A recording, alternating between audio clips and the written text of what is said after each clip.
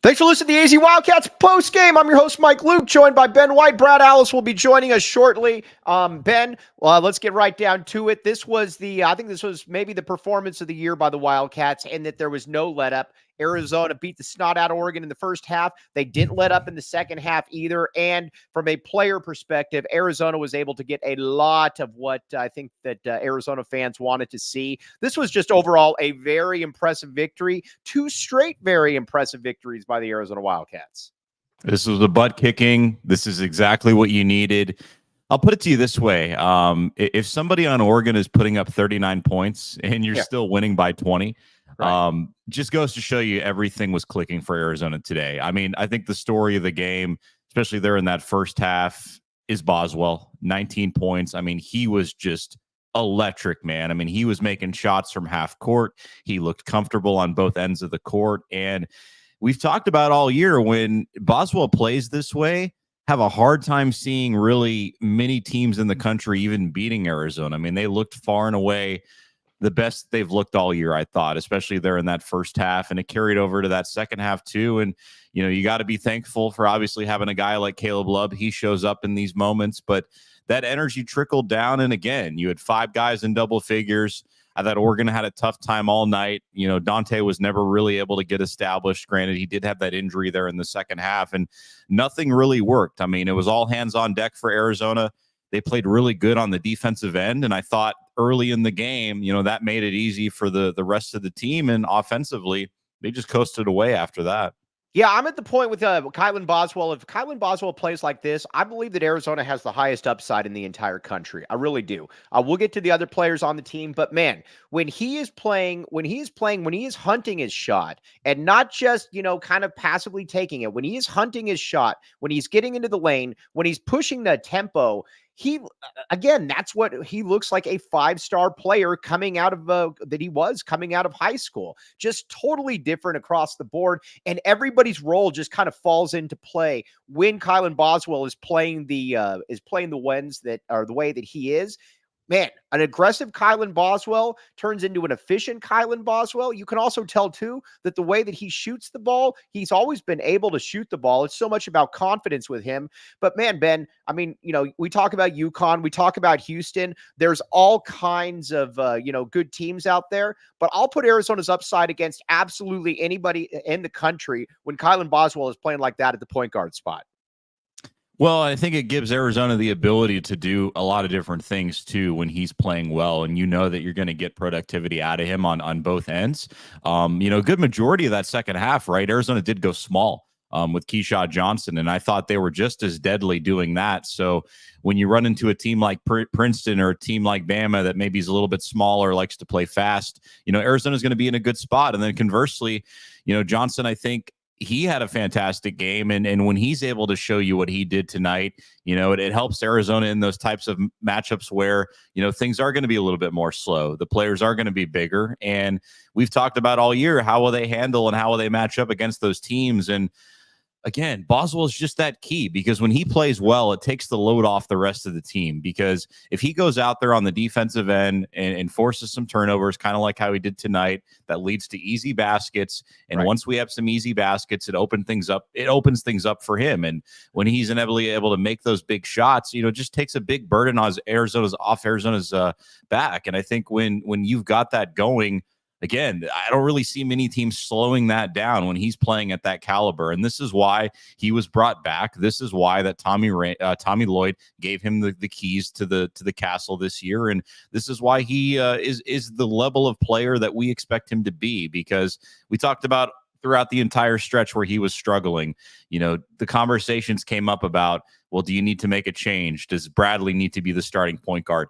Is Boswell even a part of this program moving forward? Is he good enough? And again, he showed tonight why he is. I mean, he's talented, Mike. It's just a confidence thing with him. And when he's locked in on both ends of the court, this team is unstoppable, plain and simple. They are. Yeah, the team is unstoppable, and everybody just kind of falls into play. Now, for the people asking, will there be a my bad Boswell movement? I still need a little bit more, people. This has been two awesome games, but we've seen that he's capable. I will be more than happy to start that movement again, but we need to keep pushing this. We need to keep hustling and motivating, to quote Nipsey Hussle.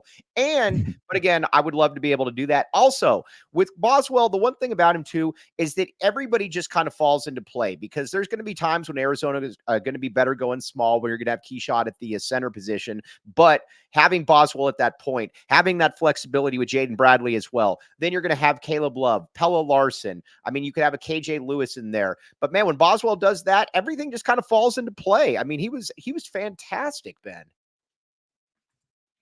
Yeah, and I think Dennis Walsh makes a good point here when he talks about how he had some moves in the lane too. It wasn't just outside shooting. I mean, he was doing everything on both ends of the court. And when you get that from a guy like that, I think it makes it easier for a lot of different guys on the team, because let's look at it. I mean, Love obviously is a guy who Arizona needs tremendously. We're very happy to have him, but he's somebody who wants to kind of take his shot in spots, right? He wants to be able to take that deep shot. You set him up, you get him a little bit more open, because maybe the defense isn't as keyed in on him as usual, just because you have a number of different guys in the guard spot making shots. But I thought it really made things easier for him tonight. 22 points, 9 for 19. He made some big threes per usual, but really, the guy I think too, it makes things easier for, and life a little bit easier moving forward for, is Larson as well. I mean, 4 for 6 from 3. 22 points. Now, granted, we know what Larson does defensively.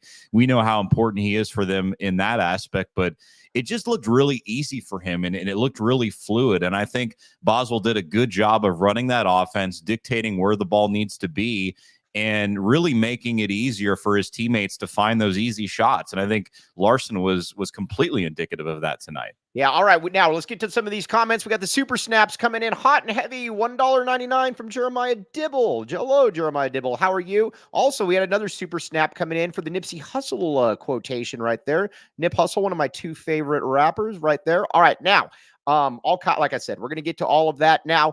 Also, let's talk just kind of about the, the senior night, because I think a lot of times, and Rhino was talking about this a little bit, I think with senior nights, you kind of worry about, all right, you have all of the the celebration. Everybody's excited. You worry about kind of a little bit of a deflating type situation there. There was none of that. And honestly, all of the seniors played well. And I think that was the coolest thing about all of this, to be honest with you. Caleb Love, which we're obviously going to get to, was great. Pella Larson, Umar Ballo, leader of men, Keyshot Johnson. Heck, I mean, Grant Whiteman was out there, and he's better than Bobby Hurley's kid. We can say that for a fact after watching him. He was not a liability. But one thing that I also am interested by, and I'd like to see a little bit more going forward, is when Pella gets into kind of that pick and roll action with Umar, that's a dangerous little duo that they have, because Pella's never going to be able to come up and cross you up and stuff like that. But Pella's kind of got the hesitation going off of the screen when he can get downhill. He's a good passer. He's got the little floater. He's also, like I said, he's a good passer that can set Umar Ballo up as well. I love it, to be honest with you. That was something that they really started to hit on, and I'd like to see a little bit more of that as well. Yeah, and I think you will. And I think it made it easier for Arizona too, because when they're running that, I think Dante wasn't as prevalent as he usually is. And Ballo, I think as a result, felt a lot more comfortable. But yeah, I mean, Larson can do a number of different things, and it's just a matter of getting him involved and getting him going early. And I think you'll continue to see that. And Arizona has shown, right, they can play small, they can play fast. And, they have shown in stretches. I think there is still some questions behind how do they play when the game slows down and you've got some bigger players on the opposition. But all looks good at this point in the year. And you talk about struggles and you talk about what could potentially hold this team back. And I think, Pastner made a good point on the broadcast when he was just talking about consistency, how, this team just seems to get bored at times. And you're at a point in the year where you don't really have to worry about that, because the season is on the line. You still need Washington State to not get that 1 seed. You need to win out. You need to make sure that doesn't happen for the Pac-12 tournament. And, when you look ahead to March, right, looking at the West region, the two destinations, Salt Lake City or Spokane, if I'm Tommy Lloyd, if I'm Arizona, I want nothing to do with Spokane, Washington, just because there is some distraction there. Obviously, Lloyd has spent a lot of time up in Gonzaga. So you're really in the driver's seat for your own destiny. And at this point in the year, when you look at what they have left, I don't really think there's any reason why they shouldn't win out and why they shouldn't dominate that Pac-12 tournament and be right where they want to be, Mike Luke. Yeah, I would agree with that. Everybody does have their COVID year outside of Keyshawn. Now, I'm going to disagree here, but a little bit with Electron Vibes. Giving up 83 points is concerning. I generally agree with that, but if the game's always at a 20-plus point differential, I don't worry about that. Again, I mean, or it's not like Oregon's got some decent players. It's not like they're not going to be able to score. So I definitely get your point, but I don't really worry about that. Now, if the game was 5 or 6 points, giving up 83 is concerning, but this game was really never in doubt. So I don't really worry about that too much. That's not something that I have a big concern about. Now, let's get to the Desert Financial Credit Union by the numbers, presented by Desert Financial Credit Union, Arizona's #1 credit union, named by Forbes. All right. You look at it, and I think what jumped out to me immediately when I was looking at the box score too was the way that Arizona passed, the way that Arizona shared the ball. 27 assists, 10 turnovers, almost a 3-to-1 assist to turnover ratio. And again, with Tommy Lloyd's teams, we all know that the way they run, they're going to be some more turnovers. That's just something you have to deal with. But holding it to 10, if Arizona holds it to 10 and you get 27 assists, they're not going to be losing any of those games, Ben. No, and when you shoot 61% from the field as well and 56% from three, I mean it's going to be hard to beat an opponent. But there were stretches there in the second half defensively. I thought for a good 5-6 minutes where I think you let Oregon get a little bit too happy from a shooting perspective, and that's why that 52% from Oregon I think looks a little bit more inflated. But outside of that, I mean they played defense, the offense first, and I think Arizona is one of these teams where, if you're stepping up on the defensive end, and I think it really starts with a guy like Boswell, and it starts like with Larson and their guard play. When you're stepping up and you're forcing turnovers and you're just making it impossible for Oregon to run what they want to offensively, which was the case tonight, it's going to lead to a pretty easy transition on the other side of the court with Arizona's offense, because again, guys are able to kind of pick their spots. The baskets come a lot easier. I think Arizona did a nice job of getting to the rim overall tonight.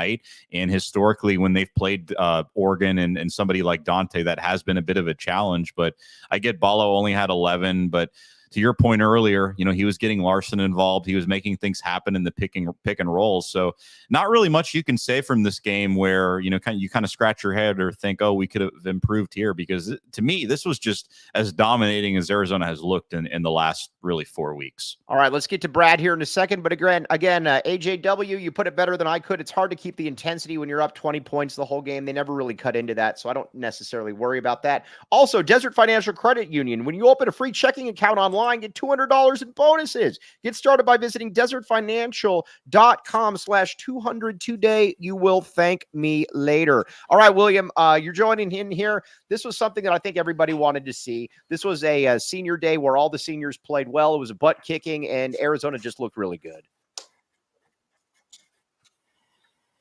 Brad, yeah, they stormed out and then just kind of cruised. Right. Am I freezing for you guys? Because I'm not on my end, but yeah. Yeah, you're maybe try to restart or something, because you are freezing a little bit. You're kind of got a little bit frozen there. But all right, now let's talk a little bit about Caleb. Let's talk a little bit about Caleb Love. Now, listen, I believe it's been a long time since Arizona has had, well, a long time. Actually, it's been DeAndre Ayton. But I can count on one hand the amount of times that there has been a consensus for AP first-team All-American at the U of A. Well, actually, two hands. Sean Elliott, Damon Stoudemire, Miles Simon, Mike Bibby, Jason Terry, and DeAndre Ayton. I think you could start making a very good case that Caleb Love is somebody that deserves to be on that first team, especially if he finishes out the year well. But things are trending in that direction there, Ben. Yeah, I mean, when you look at what he's done, even just from a statistic standpoint, he's averaging 20 a game. I mean, there isn't a game where he's not impactful. And I think when you talk about these types of awards, impact is really big to me. And without Caleb Love, Arizona's not where they are at all this season. I mean, he is just that clutch guy. He is somebody who wants the ball in their hands. And I think, Ayton obviously was fantastic here, but I have a hard time seeing somebody like Caleb Love getting into March and just really becoming a shell of himself against a team like Buffalo, the way Arizona lost that first round game. Granted, there were a lot of different issues, but still, this kid is clutch. His game is really polishing up to be all around, whereas at North Carolina, it was very predicated on just taking a bunch of shots. But, he recognized that.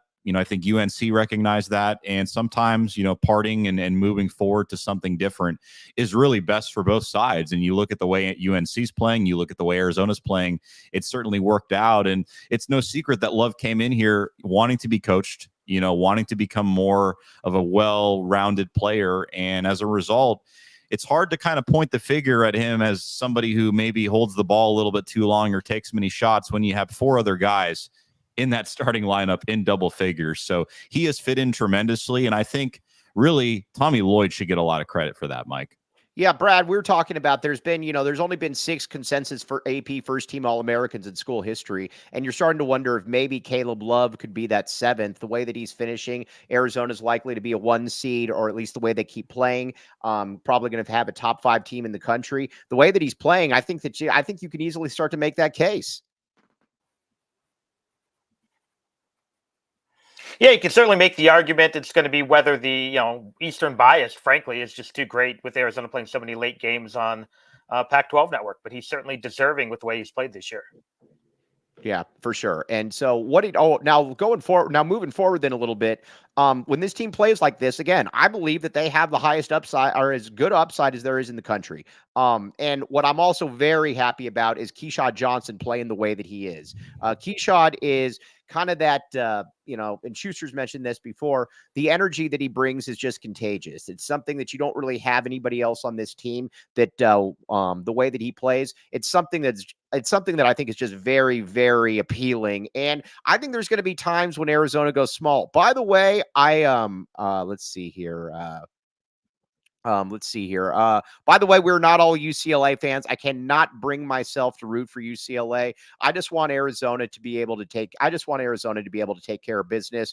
I'd rather root for Washington State because I cannot root for Mick Cronin. I can't do it. I won't do it. Also, I do believe we have a troll in here. We could be looking at a troll. I believe Electron Vibes. Still see an early exit in the tournament. Don't like the defensive performance. Are you an ASU fan, my friend? I see that as being somewhat of the case. But Ben, overall, though, this was just, like I said, this was a very good performance. And yes, Houston is really good, but I believe that Arizona's best lineup at times is going to be with Keshad Johnson out there on the court.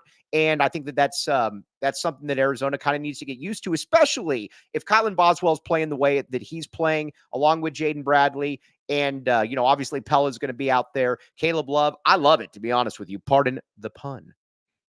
Yeah, I think you mean what Johnson more so at the 5 in Arizona going small. Right. But yeah, I think that's your deadly lineup because this Arizona team, I think they're good defensively, and I think they really can create havoc in the transition game. But the way they're going to win in March is they're going to want to play a fast tempo. They're going to want to outscore guys, and they're going to want to score at least 85 points. So when you put him at that 5, I think it'd make things a little bit easier for Arizona. And I just thought he looked comfortable too, more so than maybe the other traditional lineup, because when you've watched him the last few weeks and really throughout the regular season, he's had his stretches where he's had some really good games and he's been really aggressive and he's been really impactful. But there's also been games where he's kind of just stood around on the offensive end or maybe just settled for outside shots. And when you slide him in at that 5, I think you're demanding more out of him on both ends of the court, and it just flows a lot better. I mean, today, look, he hit a couple of key outside shots, and I think he's added that to his game. Definitely it's better to have than not to have, but at the same time, there was a windmill dunk, there was a lot happening in transition, there were some jumpers, there were some floaters, there was just a lot of different things that we're seeing out of him offensively that I certainly think he's capable of, and we've seen it at San Diego State, and we've seen it when he's played with us in stretches. But if you're able to get that out of him consistently between him, Love, and Boswell playing that way, I'm sorry, man. I mean, you tell me who's beating that team when they play this way. Right. And, we're talking about Umar Ballo, leader of men. And Ben, I don't know if this is really the case. Knock on wood. I can get ahead of myself a little bit, but he looks more comfortable at the free throw line. He's going up there and it looks like he's expecting to make it. It's a little bit less of that Shaq shot where it's just kind of like throwing like a ping pong ball at the backboard and then hoping that it goes in. There's a little bit more confidence in there. And that's where I'm also excited too, because listen, Umar's going to have to make free throws down the stretch at some point. He's just going to have to. And if he's making free throws down the stretch, then Arizona, again, that eliminates probably one of those few weaknesses. Yeah, and you talked a couple of weeks ago, I think the other week, about how just a player like him and what he brings, I think you're going to appreciate him more when he's gone, more so than when he's here, because the free throws are important. I get it, and he's come a long way. And tonight was 5 for 6. I mean, that's fantastic for him. I mean, that's something you rarely see. He was 6 for 6 against ASU, 6 for 8 against Washington State about a week or so ago. So that's going to be important. But I think more importantly, is he limited? Does he match up the best with some of the other more athletic bigs in college basketball? No, but that's okay, because I think he plays within the flow of what they're trying to do. And again, it's really hard to find, I think, a big out there who's going to get you 12 to 15 points a game and 10 to 15 rebounds a game. Because when you talk about what's automatic about his game, that's what's automatic. Right. And I think it helps Arizona from a rebounding standpoint. It gets them going on the defensive end. And he really is that anchor down low in terms of just getting the ball out, creating more opportunities for this offense. And as long as he's able to do that, I think they're going to be in a good spot. And, could he be a little bit better? And do you wish, he was more dominant? Yeah. But I mean, the way this Arizona team is built, you don't necessarily need him to be, that A++ big who's versatile and athletic and can do a number of different things. As long as he's getting rebounds and double-digit points, what more can you ask for? All right, now there's a good debate going on here. Again, that's why we rely on all your comments, because you guys are all smarter than me. Well, you might not be smarter than Ben, but you're definitely smarter than me, and that's why we rely on you guys. Let's we'll talk about Houston here in a second. All right, Electron Vibes. Hello, Anthony. This is definitely Anthony Totri. I would be very surprised if this wasn't. But let's talk about a little bit of this back and forth between AJW and Andrew Blejo. I agree with both of you, to be honest with you. In that, yes, you want to have the easiest path possible, but I'm also at the point with this Arizona team where, to me, it's far more about Arizona at this point, in that when Arizona brings it, when they've got that look in their eyes, when they bring it, when they are totally engaged, I don't worry about who Arizona's playing, really. Again, sure, I'd like to play the crummier team if possible, but I think it's far more needed for Arizona to be where you are playing the team, or you're performing the best Arizona that you can. You've got an engaged Kylan Boswell. You've got Caleb Love. Listen, Caleb Love's, and AJ is going to make fun of me on this. I'm all for the Caleb Love experience, but I don't want the missed dunks and things like that. But if you get that Caleb Love, not missing the dunks, if you get Pelle Larsson, who's being aggressive, who's shooting the open three when he's giving it to him, when you got Umar Ballo, leader of men, making his free throws, Keyshot Bean, that to me is far more important to Arizona's success than maybe being able to slide by against a crummy team. Again, I want to play the crummy team, but to me, it's still more about Arizona. Look, every March, fans, coaches, players, matchups are going to be in the back of the head. But I think we need to really get away from that mindset this year, because this Arizona team, and we've seen a lot of talented Arizona teams, but this Arizona team the last 10 years is just different. It really is. And they've shown you in different ways how they can win ball games, whether it's going small, scoring a lot of points, whether it's slowing the game down if they have to. And I don't worry about years past like I did years past, because there's not that clear flaw, right? Where you think, if Arizona runs into a team that's smaller and plays fast and has a bunch of guards who can shoot, they're in trouble. Or if Arizona's, against a opponent who is bigger, well, it's going to be tough because that opponent's going to out-rebound them, be more physical, slow the game down, and ultimately win that way. You got Love, who's a dog, who can make shots. He's super talented. Any team in college basketball would be lucky to have him. He's different. When the game's in question, he's somebody who's going to be able to make that shot and take control of the game. Kind of like a Ben Matherton, but a lot like a Ben One White. Ben One White, yeah, exactly. But he's somebody who Arizona didn't have last year. And when they were getting punched in the mouth by Princeton, when they needed buckets and when nobody was answering, you saw what happened. Arizona has difference makers. They have guys who can answer on both ends of the court, and they match up pretty well against everybody. I mean, granted, college basketball is always a crapshoot come March, but outside of Houston, UConn, those two teams, there's nobody that I look at and say, hey, Arizona has no chance of beating those teams, because they've shown throughout the regular season. Right. They've played Duke. If they play Purdue again, I think they beat Purdue. They've played a lot of good at different teams, and they've gone through that adversity early where you kind of question some things, perimeter defense, effort, confidence. But we're at a point in the year where, they've shown us, at least the last 3 or 4 games, that they've overcome a lot of that. And you just hope that the gas continues to be on the pedal there, and this continues. And I was really happy. Put gas on a pedal? The foot on the pedal. You put gas in the gas tank. Right. Okay. Now, yes, you do. Ben has a Tesla, though, so it might be a little bit different for that. It's a little difficult for me. Yeah, exactly. Yeah. Maybe not the best analogy we picked there. When you've got a Nissan Altima or a Nissan Altima, you do not have to worry about that. I pump gas the traditional way. So again, I don't need to worry Circle about K, you that. do. Yep. All right. Now, Prize Picks. Ben White, have you ever played Prize Picks? I'm sure you have. I have. All right. Here's the deal with Prize Picks. All kinds of good stuff. Now, let's see. Prize Picks is a really simple to play. You can make picks and submit an entry in less than 60 seconds. Basically, if you think you got a little bit of a stat idea on somebody or, something like that, you could put that in there. And again, you can turn $10 into $1,000 with just a few taps. Call to action. All right, here's the deal. Go to prizepicks.com/PHNX and use code PHNX for a first deposit up to $100. That's prizepicks.com/PHNX and use code PHNX. Pick more, pick less. It's that easy. All right, now, Ben, what kind of flooring do you have?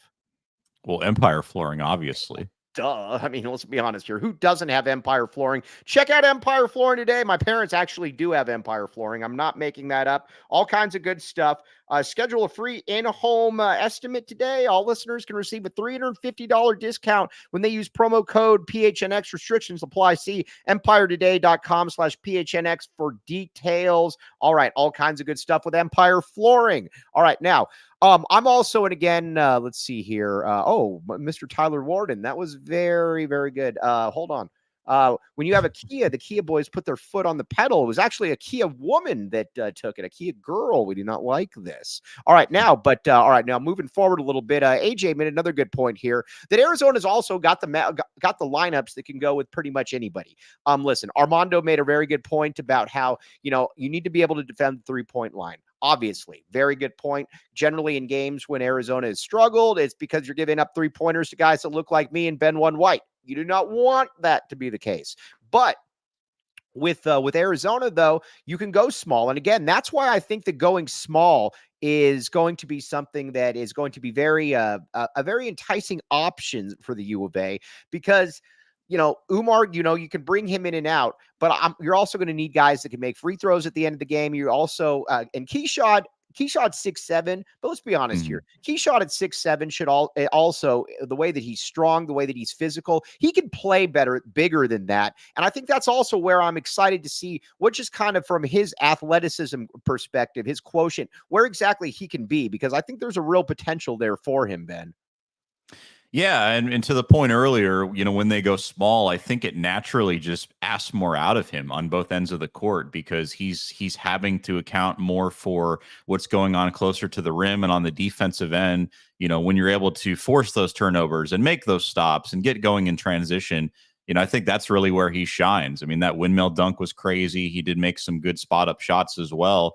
But I'd like to get to a point where, this is a guy who's giving us, 15 and 7 a game, right? And I think we can get to that point. 15 and 7, a couple blocks. Do it. Make it happen. Yeah, and I think we can definitely get to that point. You've seen in stretches throughout the season, he has had those moments. But yeah, when Arizona goes with that lineup and they get him involved early, it only makes things easier on both ends. And I think somebody like him is obviously a 5th-year player. He's here for a reason. And Arizona's energy is just different when he's playing well too. I think when you talk about the word impact, the two guys on this team, And then I'm not saying the other guys aren't impactful. Somebody like Caleb Love is very important. Don't get me wrong. But in terms of the energy transitioning to the rest of the lineup and just how Arizona plays on that day against that opponent, Keyshawn Johnson and Kylan Boswell are your two guys, because if they have these types of performances, Arizona's in a really good spot. Arizona's in a really good spot. And again, those are the two guys that have kind of been been mercurial this season, kind of going up and down. There's been good games. There's been bad games. Again, with Keyshawn, to me, there's no excuse for Keyshawn to not play well, because Keyshawn is an energy, effort, athleticism player. Keyshawn Johnson should 100% play well. Oh, Jacob Franklin looks like he wants to join the chat. I see it. We're bringing Jacob Franklin in right now. Jacob Franklin, you're coming in the chat. Oh, hold on. Jacob Franklin. Oh, hold on. I thought he wanted to join the show. Also, you are right. It was a point was made here that in the tournament too, like, some teams are going to be able to slow down Arizona's ability to be able to get out on the break and get easy buckets. That's you are exactly right on that. And that's why I think it's also important to add that opportunity to be able to go small when you can. Now it's Josh Pastner. We need to talk about him for a second. Yeah. I was at the game, but I was able to catch about the last 10 minutes. That dude is a natural, man. There are some guys that should probably not be broadcasting, but he is an absolute. He was fantastic. Talk about being natural. Okay. By the way, Jacob Franklin says he wasn't trying to join. He just wanted to show he had a viewer. Sorry, Jacob, you got me excited. But Pastner, though, is great. As many Pastner experiences, as many Pastner broadcasts as possible. Yes, please sign me up for 2. He was great. He was. And I think it was a good combination. I think AG put it out on Twitter, so I'll steal his line. It was a good combination of X's and O's, personality, and just really letting you know what was going on with the game. And I think possession by possession, he was able to kind of break down what happened, from a play standpoint. You don't get a lot of that. You wonder too, how many of these guys at the color spot are actually watching these games, or actually, keeping up with what's going on in real time. And, I thought he was great, and I thought he brought the energy, and I thought Pash and him were just a natural. And I'll say this much: whenever Dave Pash has called an Arizona game lately, they've beaten the opponent by 20 plus. So maybe we need more Dave Pash and Josh Pastner on those broadcasts. I'm totally cool with that. And Josh Pastner is Arizona royalty to the extreme. That was also what was very cool about it. Now, let's talk a little bit about Arizona and the LA schools. Again, I'm going to still root for Washington State tonight. I might be being stupid. I can't root for UCLA. I also don't want Carlos to have any happiness on Twitter. Both of those people. But with Arizona, I need Arizona to smack both these teams. I get that Arizona hasn't beat UCLA and Poly since 2017. It's cool. This UCLA team stinks. I mean, you watch UCLA. Is there anybody in UCLA's rotation? Maybe there is somebody, but I don't know it. Is there anybody in UCLA's rotation that would play at Arizona, Benoit White? I do not see it. No, absolutely not. No starters. Yeah, there's no starters. So again, Arizona's going in there with, and this is one of those games, I don't care if they're playing on the moon or whatever. And again, I get anybody rooting for UCLA. I totally get it. I'm just saying that I'm going to stand on principle on this one. USC is another one. USC's got a lot of talent, but man, I mean, you talk about a team with a chicken with their head cut off. You've got Isaiah Collier, who's going to be a top 10 pick. Boogie Ellis was looking like he'd be an All-American. You've got Kobe Johnson. You got Rodman. Big Vince, the Prince up. I mean, they've got talent, but they've just been awful all season. Arizona should beat both of those teams. And if Arizona doesn't, then that's more on Arizona than anything else, to be honest with you. Yeah, I think up until March, any game that Arizona loses, I think it's more so on them. I know Shear was saying, maybe they drop one of the LA games, but to me, that's just unacceptable. Right. USC or UCLA looks like one of the worst teams in Division I, especially at the Power 5 level with the way they're playing. I mean, Bono, Andre Barris, you're right. Bono would definitely play here. Go ahead. Sorry. Bono. Yeah, we forgot about him. Yeah, he would play.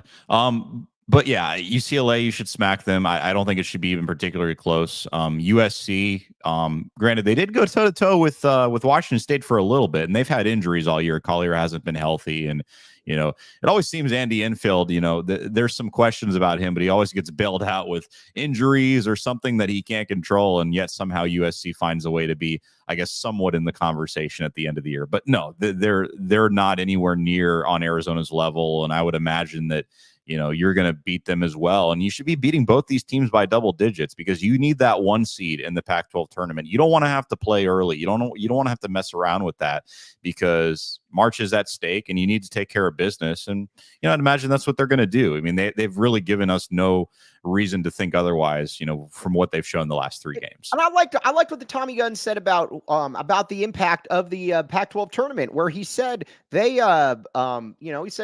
said there's still something about Pac-12 tournament, Pac-12 regular season. He said we want to win the regular season, we want to win it outright. We don't want to be tied. None of that tie crap. I agree, because on top of that, let's be honest here. If it's tied and Washington State beats you both times, Washington State is going to be the 1 seed for Washington State's going to be that 1 seed. I also think it gives you a margin for error. If you win out in the regular season and say you lose on Friday, and again, I don't want to lose on Friday because I'm going to be in the Pac-12 tournament through Sunday. But let's just say you lose on Friday or whatever the case may be. Then it's like, okay, you cleared out what you needed to clear out during the regular season. Half of these teams are going to be losing games, and so you feel really good about getting your 1 or your 2 seed out west, which you're going to get, obviously. But just take care of business against the LA schools. That's all I'm going to say. Period. Point blank. Yeah, that's really it. And then to your point on the Pac-12 tournament, if they take care of business up till Friday, ideally you'd like them to blow through it and win the whole thing. But I think you're at a point where if you do that, you're probably in Salt Lake City. You're not having to worry about Tennessee taking potentially that other 1 seed there in the West, because you do want that 1 seed, and then you're going to be in a good spot. So, I mean, we have to take it game by game, but at the same time, this team is in a great position and they're clicking at the right time. I mean, a lot of teams in college basketball are, top heavy teams are having issues right now. I mean, Kansas lost to Baylor. Kansas lost another game today. So there have been some other teams like UConn who have lost some games that they shouldn't have. So again, Arizona stands out, and just do what you need to do. I mean, we're at a point in the year where it's buckle up and it's no nonsense. I did find it funny. Tommy Lloyd was asked after the game just about bringing Boswell off the bench for senior day. And he goes, if I had a crystal ball and knew that would happen, Boswell would be coming off the bench every game. So I thought maybe that was there's just funny. Something for this. Again, I don't think that's not the case here, but maybe there is something for it, because again, Pelle Larsson last year looked a lot more comfortable coming off the bench. I mean, some people are just different in certain ways. Also, I am glad that Arizona has its finite rotation at this point. And let's be honest here, it's 7.5 players. The teams that worry me are the ones where you're still trying to figure out exactly who should be playing, who shouldn't, as you've got the postseason tournament coming into it. I don't like any of that. I've never liked that. Listen, there's 7 players on this team that are going to play 20 plus minutes per game. Mount Crevis is going to have his role, but that could also he could also have a game where he's going to play 13 minutes. He could also have a game where he's going to play 6 minutes. You don't really know, but I'm at that point though, too, like I said, where I love this rotation, because again, you've got ball handling, you got enough shooting, you've got the perimeter size, which I think is going to be key, especially if you go big. Then you got Keyshawn, you got Umar Ballo, etc. Again, the rotation to me is really solid. And nobody looks out of place either when they're asked to maybe play a little bit more minutes than they're accustomed to, or take a backseat role. I think this team is very selfish, and they understand what they need to do. Ben White coming up with all kinds of terms. I like it. Yeah, now I'm messing with you at this point. But no, I think this team plays really well. Lewis, I think, is somebody who, has had his ups and downs the last couple of weeks. I think foul trouble is something that comes to mind, but what he played 11 minutes today, I know he didn't have any points, but he made some big plays on the defensive end. Bradley as well, 15 minutes. He looks more comfortable. Maybe starting to flirt with double-digit points if he's able to see, 15 to 20 plus minutes a game. He did have 8 tonight, and granted, a lot of that was because he can't score. Shear says this all the time, and he's wrong. People make it out like I'm not sure. I don't get it, then. Yeah, I'm not sure, because he's somebody who can get to the rim. I think he's got a nice little jump shot. It's getting better. But when you're long like him, and when you're athletic and you're able to do what you do on the defensive end and create easy buckets for yourself, have a hard time seeing, with the more minutes that he sees, that he's not at least getting 10 plus points a game. And, you're going to need that, because, God forbid Boswell struggles again. You've got him as an option. If things get a little bit tight on the defensive end, you can go to him, you can go to Crevis, and you can even go and put Ballo on the bench as well and still feel okay and pretty comfortable. Right. Not a lot of teams out there too. I mean, you say 7.5, but not a lot of teams out there can comfortably go to all 7 guys and feel okay about it. I mean, let's just be honest here. Well, right. I mean, look at a team like Kansas. They're ranked 7th in the country, and granted, McCullers probably going to be out for the rest of the season. That's at least the way it appears. But they've essentially got 4.5 players that they really feel comfortable with playing. This is a good team. And again, with KJ Lewis, I don't really worry about him so much. I do think that with Krivas, there is a little bit where I think the game is probably going to be a little bit too fast for him at certain points. I totally understand that. And that's something that I think is, that's something that certainly merits, some concern. But Lewis does look like he's hit a little bit of a wall, but I still think, I mean, I look back to that ASU game when so much of what you do is attributed to finishing in transition, being able to get rebounds, having a nose for the ball. I'm still okay with it. I mean, Arizona theoretically still has 5 more games before the NCAA tournament, but I would like to get KJ back to where, going into each game, all right, he's probably going to be good for 6 to 9 points, 3 to 5 rebounds, and some game-changing type defense. Krivas to me is a little bit different because he's a big, but, KJ, I'd like to see KJ getting kind of back into that realm, Ben One White. Yeah, and I think today was a good first step because he wasn't asked to go out there and do a whole lot, but when he's comfortable, I mean, he can impact the game on the defensive end tremendously. And I think, you've talked about the physical attributes he has and what he can do. I mean, there's not a guy on this team that is quite built like him. I mean, he just looks so different out there.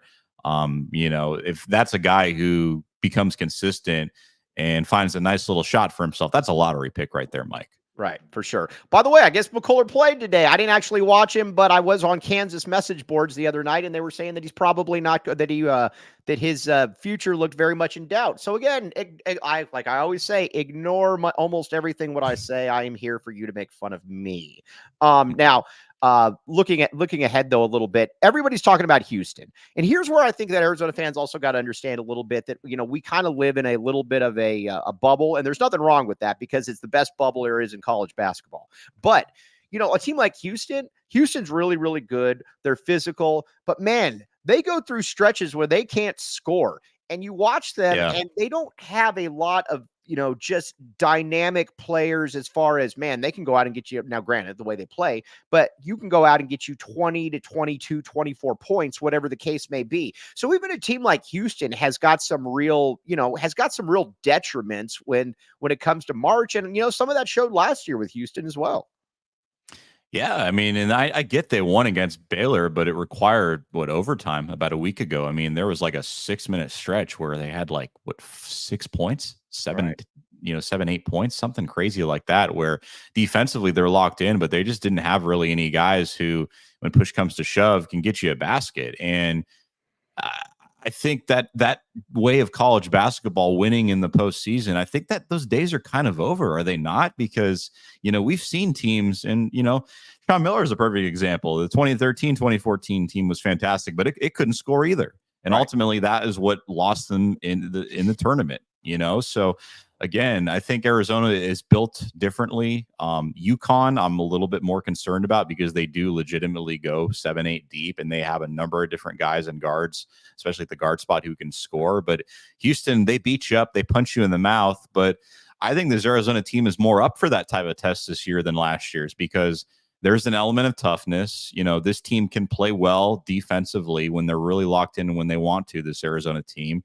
And if they were to play Houston, it might be tough and they might lose that game, but I just have a hard time seeing them not being in that game, Mike. Yeah, for sure. Ben, also, do you think that they should, if we're talking about going to Phoenix, keep in mind, how much do you think that they're going to be spending on some Burrows, being that it's up in Phoenix? Well, if it's up in Phoenix, then obviously quite a bit. I would imagine they're going to have some Burrows, just like Jacob Franklin. Let some Burrows cater your next meal, big or small. Order online or find one near you by visiting someburrows.com. All kinds of good stuff. Try their Fiesta platter with mouth-watering red and green chili, beef, mini chimneys, homemade taquitos, chips, fresh guac, and their famous hot sauce. All kinds of good stuff at Some Burrows. Again, you will thank me later. Now, it certainly looked at the end of the game like all of the seniors that could theoretically come back are probably going. But I am still going to hold strong that one of them comes back. I have no inside information on this. It certainly didn't look like they plan on coming back, but I am going to hold strong to this, Ben. I do believe that one of those seniors is going to come back, whether it's Pella Larson or Umar Ballo, leader of men, and we should absolutely welcome that back. Yeah, no doubt about it. They'll have a place. I kind of hope it's Pella because in a selfish way, I think Umar Ballo is so important. And look, I'm not trying to poo-poo or talk down on him, but you kind of know what he is. Yeah, you kind of know what he is. Pella keeps you on the edge of your seat, man. Like, he's a senior.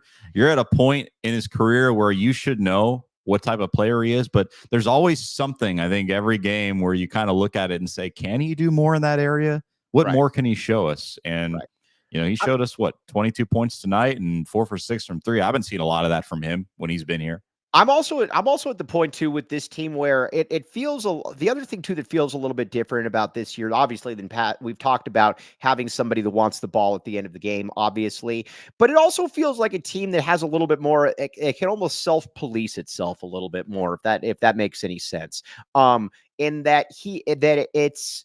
If somebody's getting out of line, you have multiple players that are there. Like last year, it almost kind of felt like it was just kind of a happy-go-lucky free-for-all where it didn't really, it didn't really feel like that anybody was really answering to anybody. They were just a bunch of, good kids. And that is, that to me is a little bit different this year. And then I think you've got players that can kind of self-police themselves, Ben. And I think that's something that I'm also very excited about.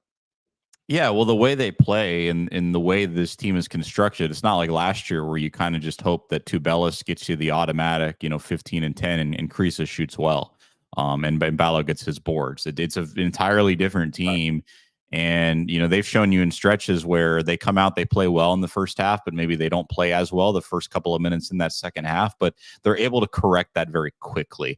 Whereas I think last year they would come out in second halves of games, and you would just wonder if the lights were even on at times. So, I mean, they've given you every reason. It shows that Tommy Lloyd is really in control, and the guys, I think, all, play well together. And I think there's a chemistry level that we just didn't see last year. I mean, to me, have there been stretches where you think, oh, they're just standing around and offensively it could have been a little bit more efficient? Yes. But at the same time, for the better part of this entire year, this team has moved the basketball really well. They've gotten good open shots. They're very efficient with what they do each possession. It's not just hero ball or guys standing around on the perimeter. Everybody wants to be involved. Whereas last year, nobody wanted to be involved. It was just Tubelis and Krisa. Right. Now, I've never seen Dennis Walsh, the great Dennis Walsh. Very good point. I've never seen someone play more D with their face than Pella. Yes, yeah, he is. Joke. He's the Swedish pinball. That's the term that I think is very much John Hippensteel. I believe I've pronounced this right. I think you've actually given me kudos on this. This year we have 5 legit leaders on floor at any point in time. Agreed. And their players, again, I don't need to worry about getting some stupid technical or mouthing off to the official or going 0 of 9 while continuing to talk crap. These guys take care of business, and again, it's cool. Also, the other thing, too, that I'm very excited about this team is that they're playing their best ball as March has hit. Mm-hmm. That, to me, is something that is very, very important. Again, you don't always have to have that, but generally teams that are really clicking come March. Those are generally the ones that go far. And again, I know that 97 got swept by the Bay Area schools. I lived it. I watched both those games at Applebee's. It was very, very frustrating. Applebee's by Park Place Mall, by the way. But overall, though, Ben, this is a very, very good thing. Also, Jacob Franklin, if you could pull up those BTFD shirts right here, this is something that you want to get. Right now, wear this for the tournament. BTFD, you can go to gophnx.com, get the new release. You will thank me later for it. All right, yes, let's see here. But I'm also glad to be getting out of the Pac-12. This is another game where there's just too many teams that just stink and aren't good. Again, I get that we lost to Washington State and Oregon State. I don't care. Watching it, Oregon's no good. I like Dana Altman, but he's obviously lost his momentum. That program is in the toilet. obviously the UCLA. So is UCLA. Yeah, UCLA, USC. It's all, there's just not a lot of cool stuff there. So I am more than okay to be moving on to the Big 12, as is Ben White. And I know Brian Jeffries is as well. Brian Jeffries is even talking about being able to go to Central Florida and be able to get one of the, hang out with some old friends and whatnot. So anyways, all right. Now, on that note, everybody, this was fantastic. Very, very good win. Very much appreciate all of you as well. I'll be back. Obviously, we've got an audio-only episode tomorrow. We'll be back with Sheer on Monday. You're forgetting something, though, Mike Luke. I believe at 5:00, Arizona women's hoops. Arizona women's basketball. Now, here's where I'm at with Arizona women's basketball. First of all, it's very cool to see Adia Barnes' squad playing very well. I will not be watching the game. I will be listening to the game. I'm basically preparing for my life as a blind person, and I will be listening to the game. Again, check it out. Derek Palmer needs all of your support. If you listen to the game, you will know exactly what I'm talking about. Derek is the man. Oh, and 6 o'clock. Yep. One thing that we can make fun of as well, how long will it take for ASU to win a game in the Big 12? They might not win a game in the Big 12 because they stink. That is the funny part about it. Very, very much like Really that. might not even be there by next year. I'd be running who knows, if I was man. him. Who knows? All right. But everybody out there, very much appreciate all of you. No days off at this point. Everybody out there, even Electron Vibes, clearly not rooting for Arizona. I am Mike Luke. That is the great Ben One White, Jacob Franklin behind the scenes, the mythical figure that only comes out from time to time. Appreciate all of you guys. You are fantastic. Bear down, back the A. Go Cats. We all silly like the mayor.